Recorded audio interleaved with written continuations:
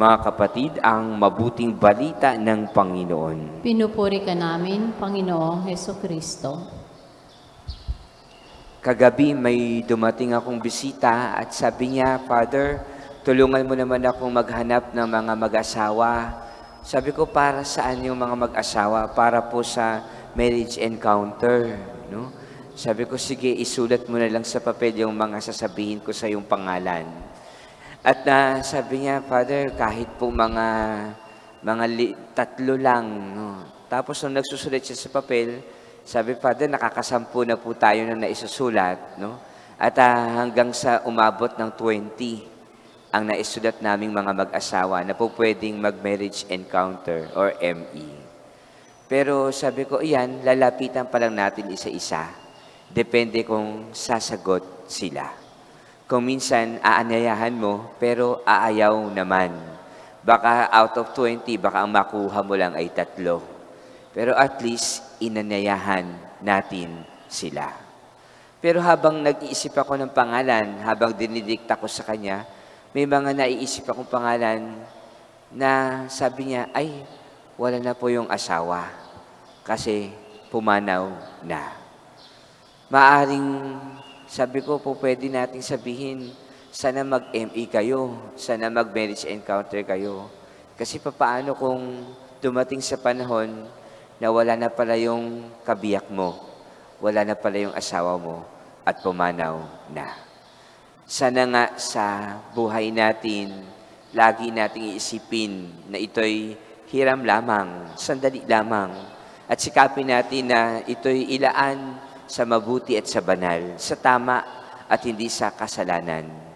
Kaya sa pagdiriwang natin ngayon ng kapistahan ni San Jose, siya ay isang ama, siya ay isang asawa, siya ay isang matuwid at tunay nga na maging huwaran sa gawa ng kabutihan at kabanalan, sa kanyang pagiging tapat, sa kanyang pagiging mapagmahal, sa kanyang pagiging malinis at mababang loob lamang.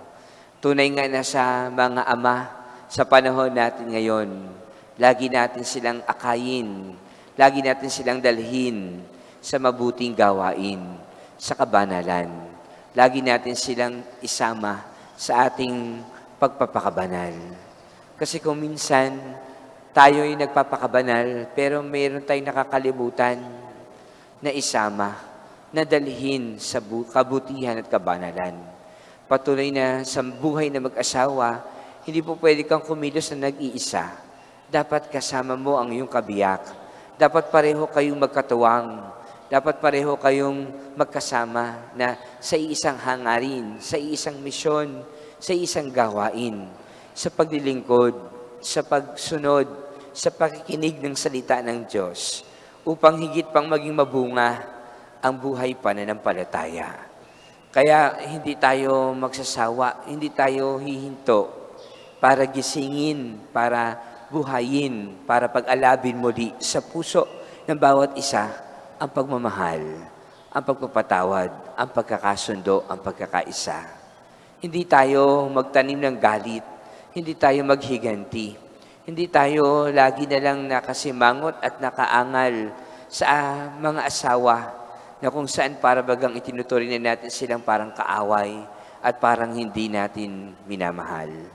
Patuloy nawa na katulad ni San Jose, sa kanyang asawang si Maria, sa kanyang anak na si Jesus, ang isang pamilya naway maging larawan ng liwanag, ng pag-ibig, ng pagpapatawad, ng kapakumbabaan at kalinisan. Dalhin nawa natin ang buong pamilya upang sa Diyos ay manalig, magtiwala, lalo pang lubos na ibuhos ng Diyos ang kanyang pagpapala. Amen.